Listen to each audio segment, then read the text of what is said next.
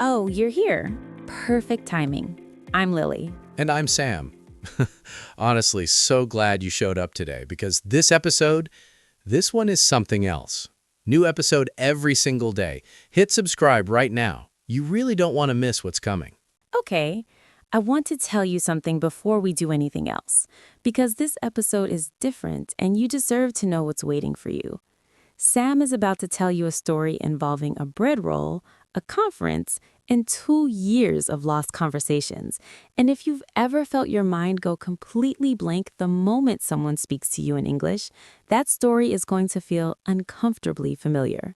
Then we're going to give you 5 words that sit right at the heart of that fear, and we're going to pull them apart in a way that actually makes them useful.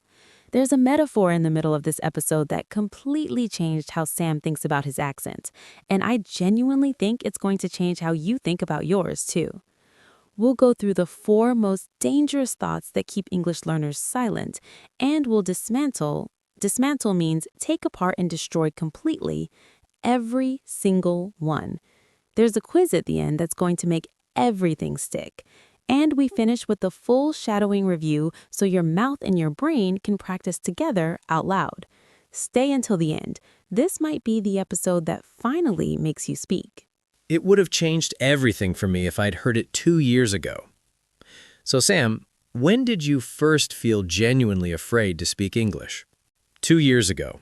International conference. Lots of people from different countries. There was a networking break, and I saw this group nearby.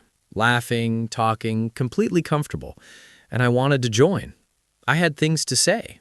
I understood everything they were talking about, but I stood there for 10 minutes and said absolutely nothing. Why? Because the moment I imagined opening my mouth, I heard this voice. What if I say it wrong? What if my accent is too strong? What if they ask me to repeat myself? What if I embarrass myself in front of everyone? So I went back to my table, got a bread roll, and pretended I was very busy on my phone. The bread roll. The bread roll. And the worst part? David, the client I work with now, who I have great conversations with in English every single week, was in that group. And I didn't say a word to him that day. And now? Now, we talk every week, and it's genuinely good. But I lost 2 years of that because I was afraid. Pause. That story matters, and that's exactly what we're talking about today. Fluency, hesitate, freeze, accent, courage. 5 words, all about the fear of speaking English, and that's exactly what we're talking about today. I needed this 2 years ago, but here we are. Let's start with fluency. Fluency is speaking naturally and smoothly, like the words just come without effort. But here's what nobody tells you. Fluency isn't a switch you flip, it builds invisibly. Invisibly means in a way you can't see or measure, until one day you realize you've been speaking for 10 minutes without thinking about a single word. That happened with David recently. Full conversation, project updates, questions, back and forth, and afterwards I thought I wasn't translating in my head at all. I was just talking. That's fluency arriving, quietly, without announcing itself. Fluency isn't about being perfect, it's about being understood and feeling comfortable. That's the version worth working towards. Feeling comfortable. That's what I didn't have for so long. Now, hesitate. To hesitate means to pause before speaking because of fear or uncertainty. And here's the cruel thing about hesitation. It doesn't make speaking easier, it makes it harder. The longer you wait, the louder the voice in your head gets. By minute 10 at that conference, the voice was basically shouting. I had completely talked myself out of means convinced myself not to do, something I actually wanted to do. Don't hesitate, just say it. The more you hesitate, the harder it gets. Now, freeze. To freeze means to suddenly stop, your body, your thoughts, your words, because of fear or pressure. It's the moment everything you know seems to disappear at once. I knew the words, I understood the conversation, and then I imagined speaking and just froze, like a computer that crashes right when you need it most. The more you practice speaking out loud, the less likely you are to freeze. And out loud is the key. not in your head. Your brain and your mouth need to practice together. That changed everything for me. I used to rehearse, rehearse means practice and preparation for a real situation, silently. When I started saying things out loud, the freezing got less and less. Now, accent. Your accent is the way your pronunciation is shaped by your first language. And this is where I want to give you the metaphor I promised. Are you ready? Ready. Think of your accent like a fingerprint. No two fingerprints are the same. No two accents are the same. And just like a fingerprint, your accent tells the story of who you are, where you've been, what languages live inside you, what journey brought you here. A fingerprint isn't a flaw, it's an identity. And your accent isn't a mistake, it's a signature, something uniquely, completely yours. I've never thought about it like that. My accent as a fingerprint, something that belongs only to me.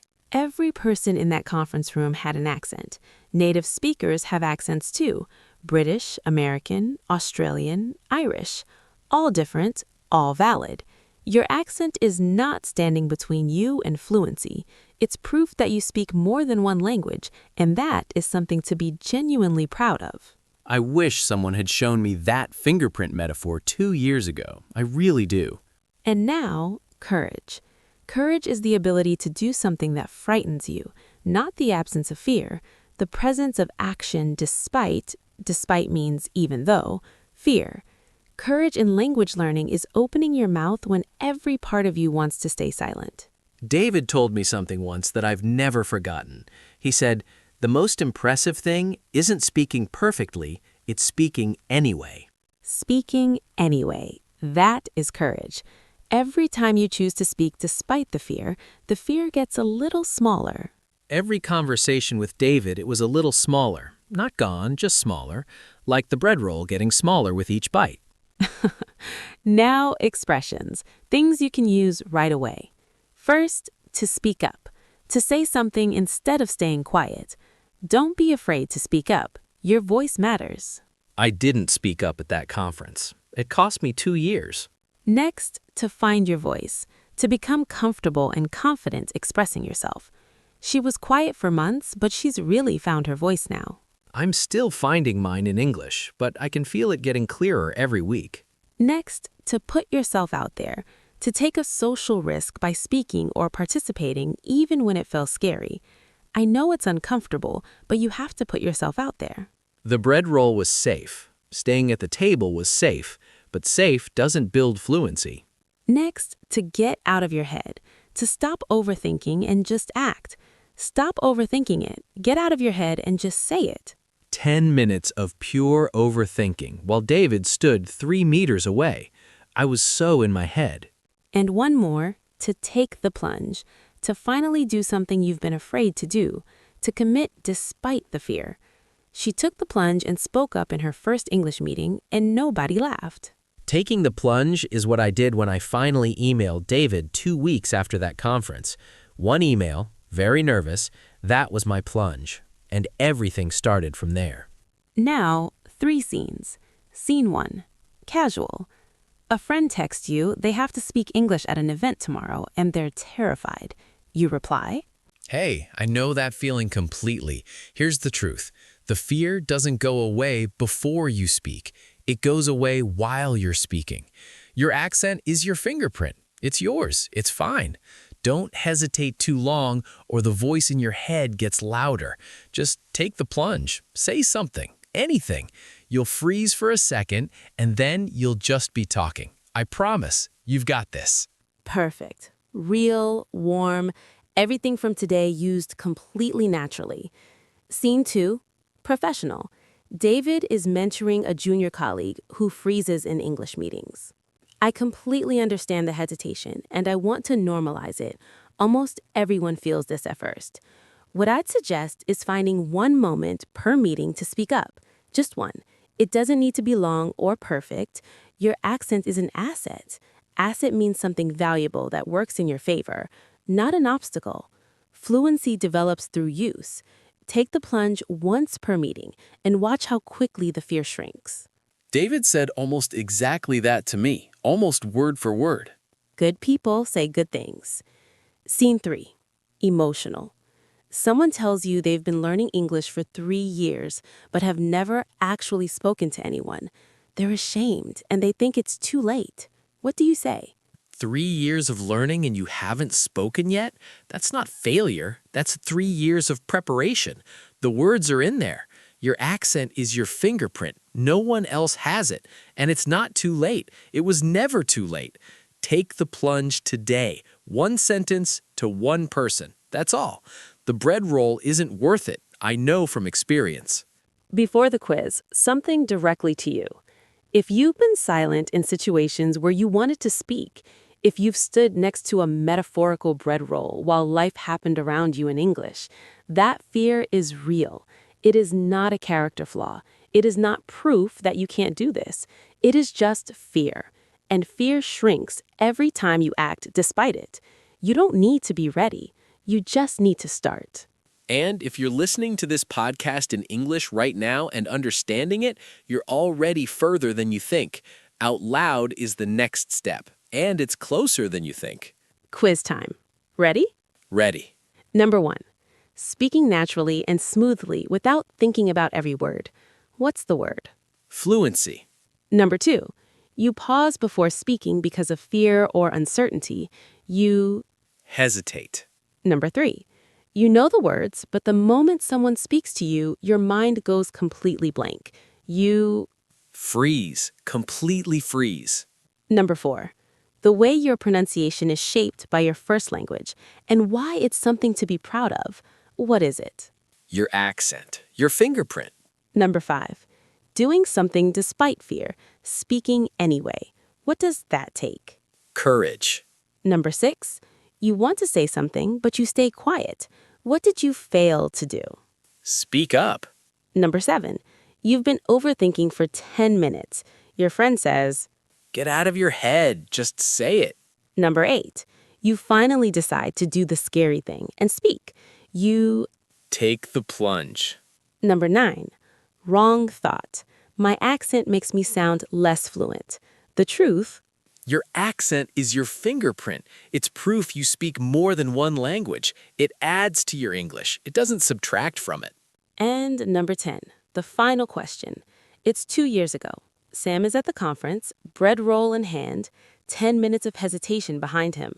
David's group is right there. Using today's vocabulary, what should Sam have done, and what would have happened? Sam should have gotten out of his head, taken a breath, and taken the plunge. One sentence, any sentence. The accent would have been there, his fingerprint, his signature. Maybe a hesitation, maybe a small freeze at the start, but courage isn't the absence of those things. It's speaking anyway. And if Sam had found his voice that day, put himself out there, spoken up, he would have met David 2 years earlier. 2 years of conversations, 2 years of fluency building invisibly, 2 years of the fear getting smaller with every exchange. The bread roll was safe, but David was worth the risk. He still is. That was extraordinary. Extraordinary means far beyond what you'd normally expect. Genuinely impressive. He still is. Review time. Say these out loud with us. This is your shadowing practice. Fluency. Fluency. Slowly. Flu-N-C. Flu-N-C. Speaking naturally, without effort. It builds invisibly until one day it's just there. Hesitate. Hesitate. Don't hesitate, just say it. The more you hesitate, the harder it gets. Hesitate. To pause because of fear. The longer you wait, the louder the voice gets. Freeze. Freeze. I froze completely even though I knew the words. Practice out loud so you don't freeze when it matters. Freeze. When everything disappears at once. The cure is out loud practice. Always out loud. Accent. Your accent is your fingerprint, uniquely yours. Don't hide your accent. Own it. Accent. Your fingerprint, your signature. Proof you speak more than one language. Courage. Courage, not the absence of fear. Speaking anyway. Always speaking anyway. Speak up. Don't be afraid to speak up. Your voice matters. She finally spoke up and everything changed. Speak up. Use your voice. Don't stay silent when you have something to say. Take the plunge. Take the plunge. Do the scary thing. The bread roll is never worth it. Come back and say these phrases out loud with us again. Pause, rewind, say them. Your mouth and your brain need to practice together. That's how fluency arrives. You know what I think about the fear of speaking? It's not really about English at all. It's about being seen, being judged, being vulnerable. Vulnerable means open and exposed, able to be hurt. And that is the most human thing in the world. The question isn't whether you feel it. The question is, what do you do when you feel it?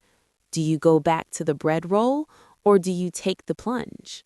I went back to the bread roll for 2 years, and then, one day, I didn't, and everything changed. David was on the other side of that moment. Fluency was on the other side. A bigger life was on the other side. All of it was waiting. I just had to speak. Just had to speak. Now, tell us in the comments, what is one situation where you want to speak English, but fear holds you back? Write it. We read every single comment, and you are not alone. And if this episode gave you a little courage today, please hit like, subscribe, and share it with someone who's been standing next to a metaphorical bread roll for too long. They need to hear this. And go watch our last episode, Why Learning English Will Change Your Life. This one and that one together are something special. Link is right there. See you tomorrow. Bye, everyone. Bye. And to anyone holding a bread roll right now, put it down. Take the plunge. The conversation on the other side might be the one that changes everything. See you tomorrow.